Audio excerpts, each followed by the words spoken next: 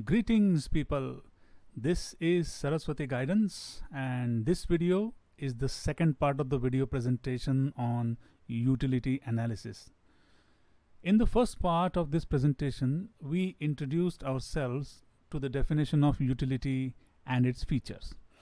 In the second video, we shall continue from where we have left and go into concepts of utility, that is total utility, marginal utility, and law of diminishing marginal utilities. So, let's start.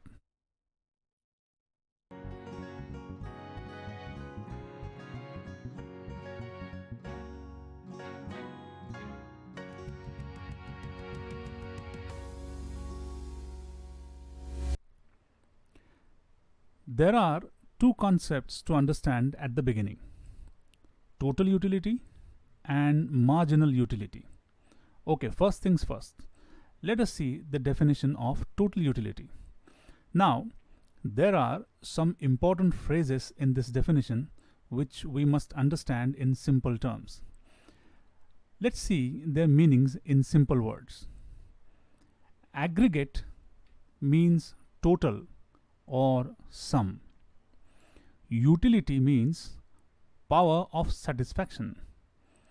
Derived means gotten or received. Okay. Let's understand the concept of total utility with a simple example. Suppose you want to drink a cup of tea. What will you do? Come on. It's a question of common sense and not economics. You drink a cup of tea. What else? So, you drink a cup of tea and receive 10 utils of satisfaction. Utils is the unit in which utility or satisfaction is measured. Sounds a little bit ridiculous, but yes, we need to have some imaginary unit to measure satisfaction or utility. Otherwise, how can we process it in numbers? So, you drink a cup of tea and receive 10 utils of satisfaction. Then, you like the tea and want to drink some more. So, you drink one more cup of tea and get 6 utils of satisfaction. But why 6 utils this time and why not 10 again? When you take a second cup of tea, you are only trying to add more satisfaction to your experience. This second cup shall obviously give you satisfaction, but it will always be less than the first cup, because for the second cup you are not as thirsty as you were before the first cup. Then you say, okay, I can have one more cup and drink third cup of the tea, and this time you get 4 utils of satisfaction. Now, if we add all the utilities you have received after drinking 3 cups of tea, then we get total utility of 20 utils. This is how we calculate total utility of 1 cup of tea after consuming 3 units of it. Now let us understand marginal utility. The definition of marginal utility is additional utility derived by a consumer from an additional unit of a commodity consumed, or in other words, it is the addition made by the last unit of a commodity consumed. Let's take the previous example of tea and make a good table of total utility and marginal utility. See, if you drink 1 cup of tea having utility of 10 utils, then the total utility of that 1 cup of tea is 10 utils, and the marginal utility of that cup is also 10 utils, because at the first consumption of a commodity, total utility is equal to marginal utility. Then the second cup of tea gives you 8 utils of marginal satisfaction. It gives marginal satisfaction because it can never give full satisfaction as the first cup. So now the total utility is equal to the utility of the previous cup that is 10, plus marginal utility of the second cup, that is 8, equaling to 18 utils. Third cup gives marginal utility of 6. So after having third cup, total utility equals to 18 plus 6, that is 24. Fourth cup. Oh, you are quite a tea addict, I see. Fourth cup gives marginal utility of 4. So after having third cup, total utility equals to 24 plus 4, that is 28. Fifth cup gives marginal utility of only 2. So after having fifth cup, total utility equals to 28 plus 2, that is 30. Suppose you are completely satisfied after drinking 5 cups of tea, but still you go ahead and drink the 6th cup. Now, will you get any additional satisfaction? No, you won't, because you're already completely satisfied. So, the 6th cup gives marginal utility of 0, and the total utility remains constant at 30. We can easily see here the diminishing nature of marginal utility. The meaning of the word diminishing is decreasing. Take a look at the previous table. Can you see that with each additional cup, the total utility is slowly increasing while marginal utility is slowly decreasing?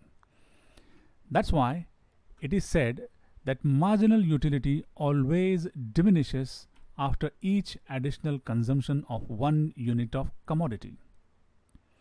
Now let's see this relationship between total and marginal utility with the help of a graph.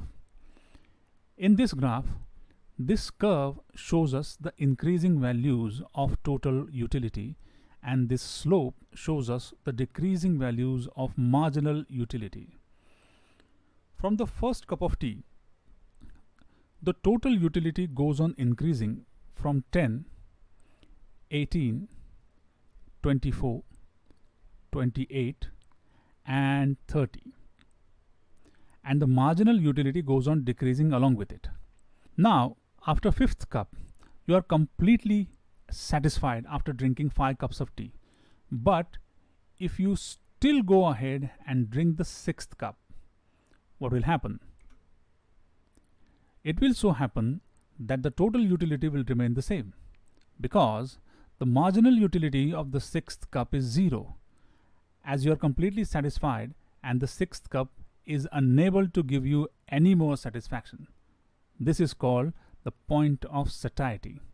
Point of satiety means a point where want of the consumer is totally satisfied. Now comes an interesting part. If you still continue to drink a cup of tea after the point of satiety, then you start feeling unpleasant. Instead of giving you any satisfaction, the additional cup of tea now takes away your satisfaction, which effectively means that after the point of satiety, any additional consumption of commodity results in negative marginal utility. I'm sure you have clearly understood how the total utility and marginal utility are related to each other. Now, using the information we have learned so far, let's try to complete this table. First point is already complete. Let's read each point and fill in the missing points. The first point is, total utility is the sum total of the individual utilities derived from the consumption of a single unit of good. Marginal utilities, first point says, marginal utility is the addition made to the total utility from every additional unit consumed. Second point of the total utility. Total utility increases at a diminishing rate. So, what will be the second point, the marginal utility? The second point will be marginal utility goes on diminishing. We have seen this. Now we have a blank third point in total utility. Let's read the third point of the marginal utility. The third point of the marginal utility says, at the point of satiety, marginal utility is 0. So, at the point of satiety, what will be the total utility? At the point of satiety, total utility is maximum and remains constant. Okay, the fourth point, total utility. Total utility declines if consumption continues. So what will happen in case of marginal utility? Marginal utility becomes negative if consumption continues. Fifth point, total utility determines value in use of a commodity. In case of marginal utility determines satisfaction given by each additional unit of commodity. Sixth point of the total utility. It's blank. Let's read the sixth point of marginal utility. Marginal utility can be positive, negative, 0. But the total utility can only be positive. We have seen this. Now we have a diagram. Actually, we have a graph of total utility, and we have to fill in the blank on the side of the marginal utility with the graph of marginal utility, and it will look something like this.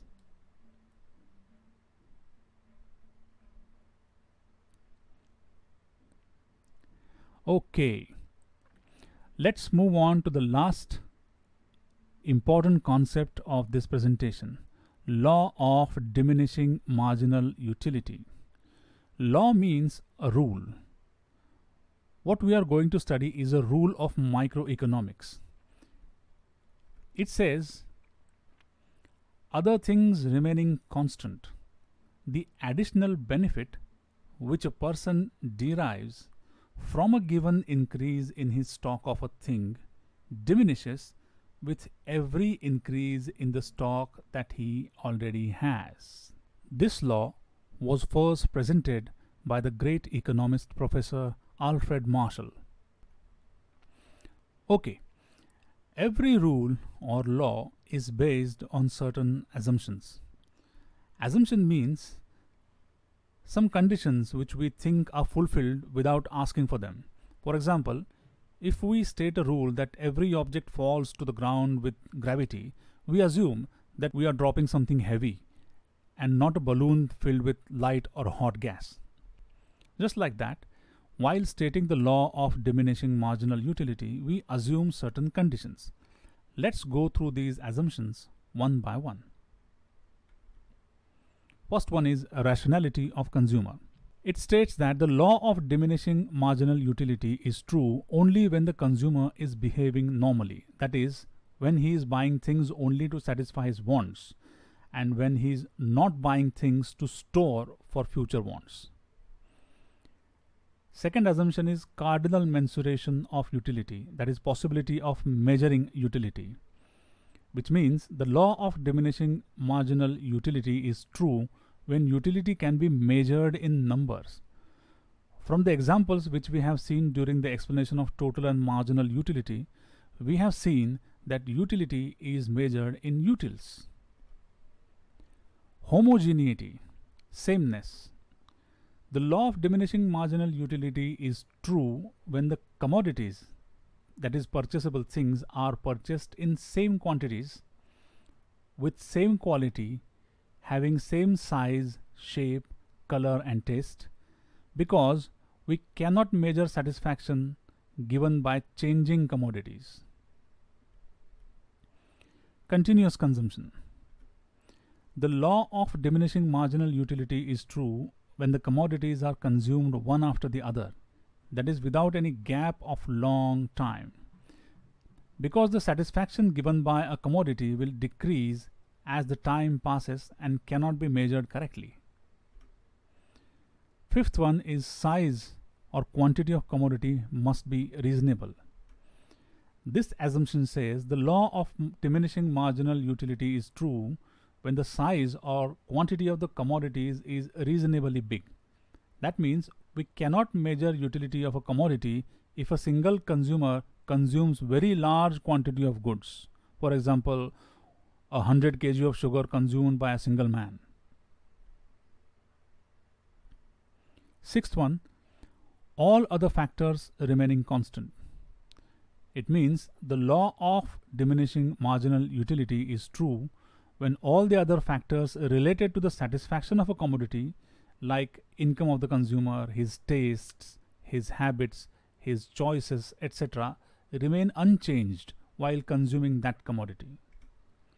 Seventh, the commodity must be divisible in small quantities.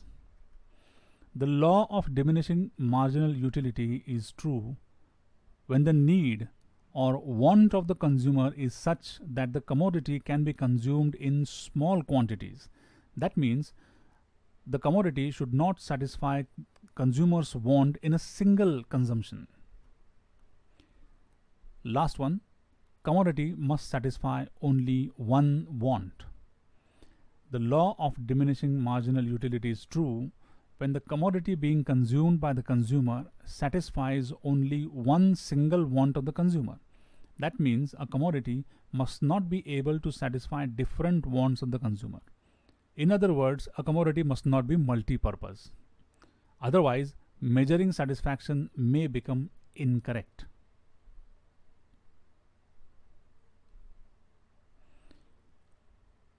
Okay, for every rule or law, there are certain exceptions as well.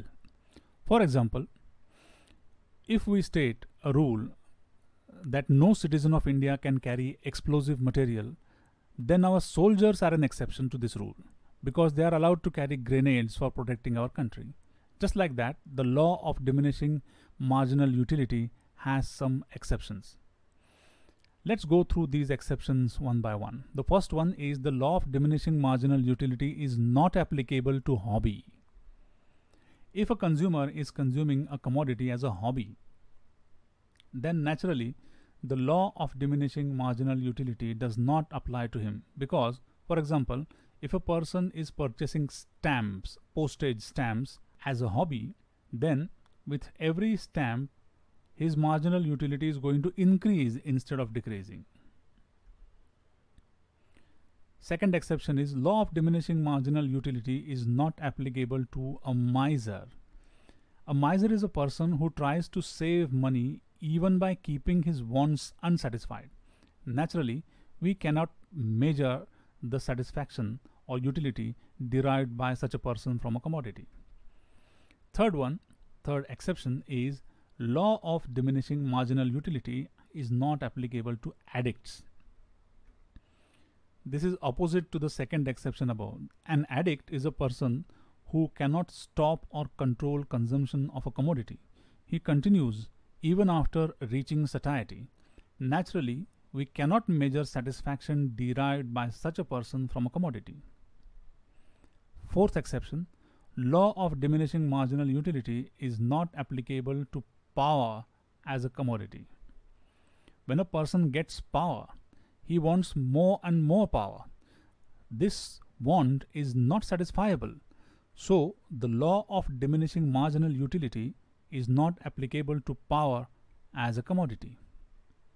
Fifth one, the law of diminishing marginal utility is not applicable to money as a commodity.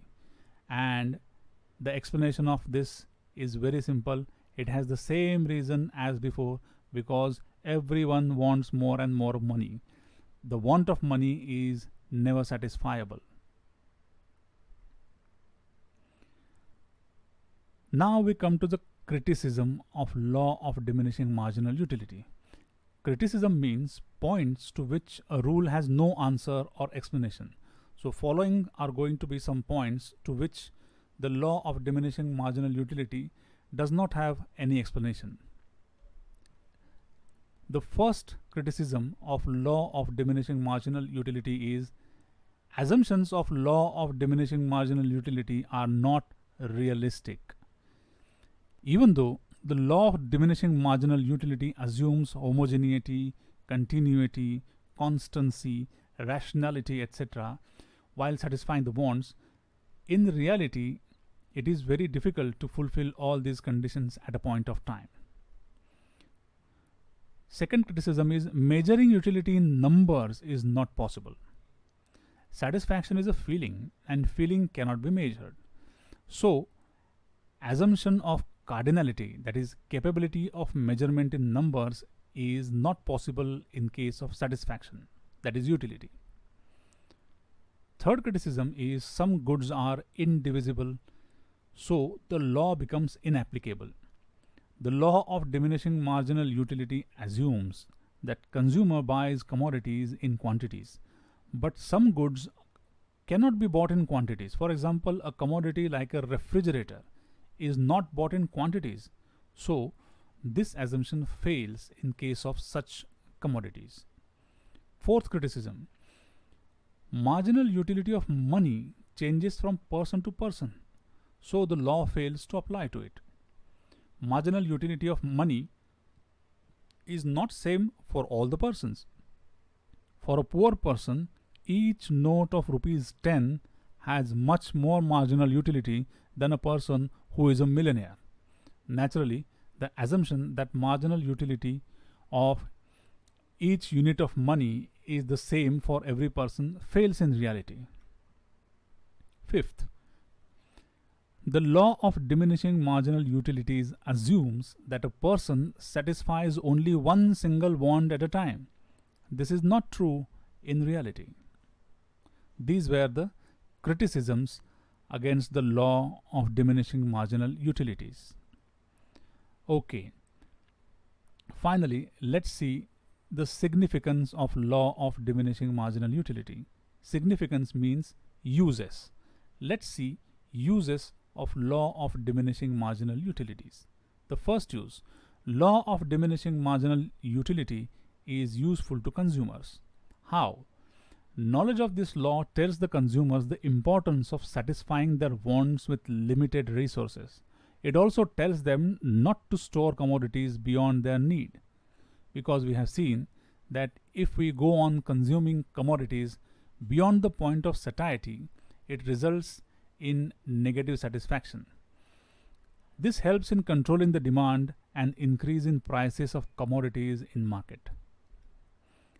Second use or significance of law of diminishing marginal utility is that it is useful to the government. This law helps the government in understanding which commodities have what utility to the consumers. So, the government is in a better position to control policies, prices, and trade of such commodities. Third, this law helps us in understanding paradox of values. Paradox means ideas with opposite meanings. This law tells us why gold has less value if we just keep it with us, but it has more value if we exchange it for money or goods. This law also tells us why air has more value in using, but no value in just keeping the air with us. So value of gold is actually more when we give it away, and value of air is more if we use it. Fourth significance, fourth use: this law is the basis of demand in market. This law, the law of diminishing marginal utility, helps us in understanding the fact that the prices of some commodities are always increasing because their marginal utility reduces very slowly even after a lot of consumption. For example, gold again.